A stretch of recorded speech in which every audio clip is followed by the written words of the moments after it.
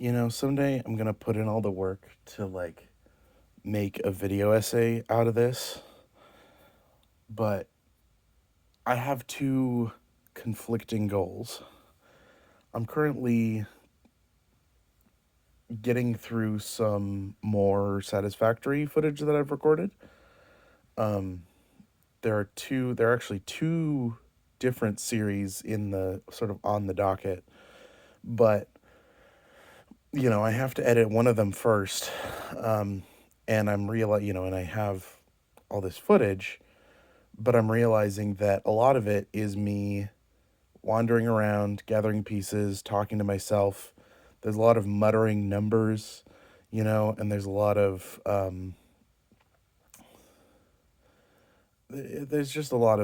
dealing with things. So that my very first satisfactory video I was pretty proud of because it was like a thing I had designed, and it ended up being some rambling and some fixing live on camera.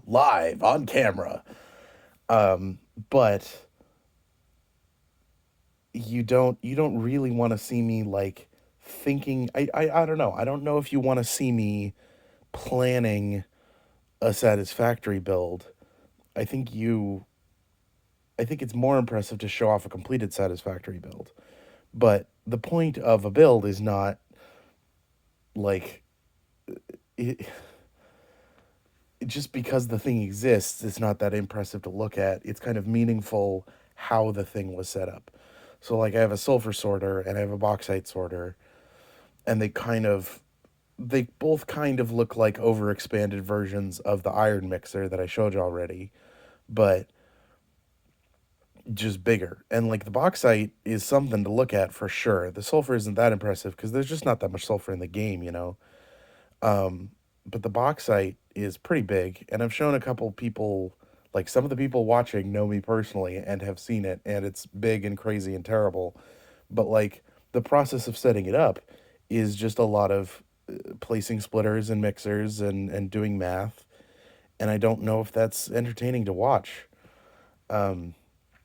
And that's the half of the problem that that I'm worried about with a let's play is, is it entertaining to watch? Which is why I want to bring other people along on the journey for the puzzle games.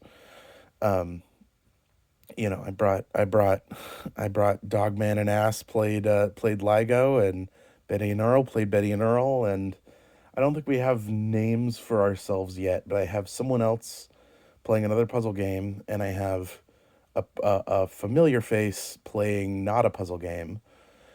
And then I've got some stuff I have two episodes of Shotgun King, but I never finished Shotgun King, so I have two failed rounds of Shotgun King to upload.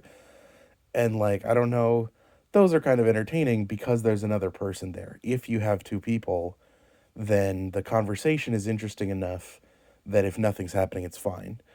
But a single player satisfactory run through, that is not the case. That is just one person talking. Anyway, so that's the entertainment half. I want it to be worth looking at. But also, and this is the other philosophical side, it's kind of interesting that Betty and Earl, the final episode, hasn't come out yet, because there's a long conversation in there that really informs my philosophy, which is a fair, not exactly. We talk about something a little bit different, but there's a desire to make a fair let's play. There's a desire to there's a desire for it not to be a cut run.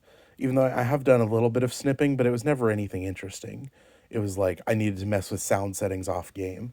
But anytime there's gameplay happening, there's thought happening about the puzzle, then that's recorded. That's happening on screen. So in the same way that a speed run, you want that to be not spliced because it's a fair single run through of a game. And that's enforced in terms of speed runs because there are leaderboards. But in the case of a puzzle game, your first playthrough is the one that really sort of matters because it's when you actually learn how and why things work the way they do. I'm being distracted now by a thing on my wall. But that thing can be stared at while I continue talking. Oh, and now my cat is trying to get into everything she can because of reasons. But I feel like cutting out. So the very last episode of Betty and Earl is 3 recording sessions because we didn't get a puzzle right the first time. And so there's a lot of struggling. There's a lot of not having the information we need. There's a lot of flipping around thinking it could be other things. And then later we learn the piece of information we actually need and and finish the thing. But I'm not sure how much of that I cut out. Like how much is fair to make you guys sit through because of this special case where we didn't have what we needed to solve the puzzle.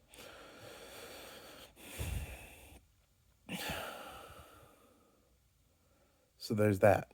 Like, is it fair to cut down gameplay time to make for a more compelling video? And I think that answer almost universally is yes.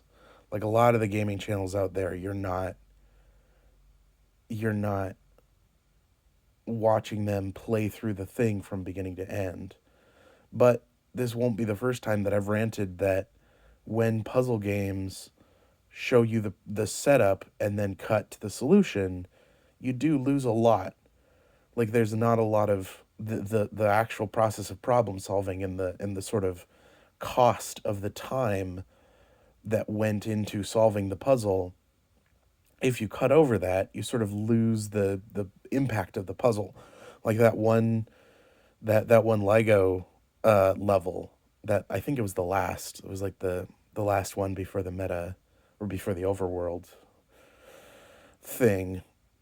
It took us a really long time, and like because we had screwed something up at the beginning and we didn't realize what we were looking at. It's like halfway through. I ranted about it in the description, almost certainly that we could have just solved it at any point if we had looked in the right area, but we didn't. We didn't. And that's how it happened historically. That's what actually truly happened. And so like that's what really happened. So it feels fair to do that. And I feel like long gameplay videos are sort of always, well, usually are going to be second monitor content. You're not watching me solve a puzzle for 45 minutes because you need to stare at the high action of a puzzle being solved for 45 minutes. So there's some value in that length of time. But that's a conflict that I can't figure out how to resolve. I can't de there's a push and pull. And I think that's appropriate. I think the answer is some middle ground. The answer is probably cut out some of the flailing from the final Betty and Earl video, or at least apologized for it.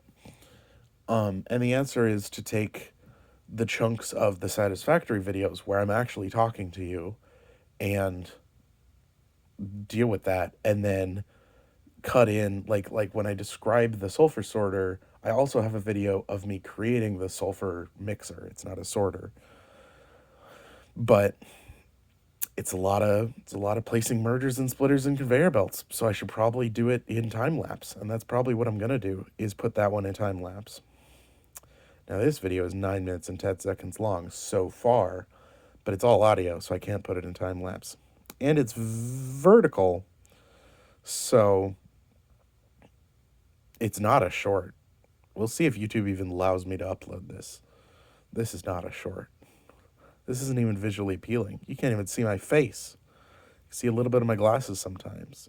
It's not even a ceiling fan. There's a ceiling fan over there, and I didn't turn it on. Like right there, out of frame. Nope, there. If I were to tilt the camera, you would see it. You'd see the ceiling fan. Maybe I'm gonna show it to you. Oh, there's the tip. You can see the wing. It's not the same ceiling fan though. All right, 10 minutes. Bye. Wait, exactly. And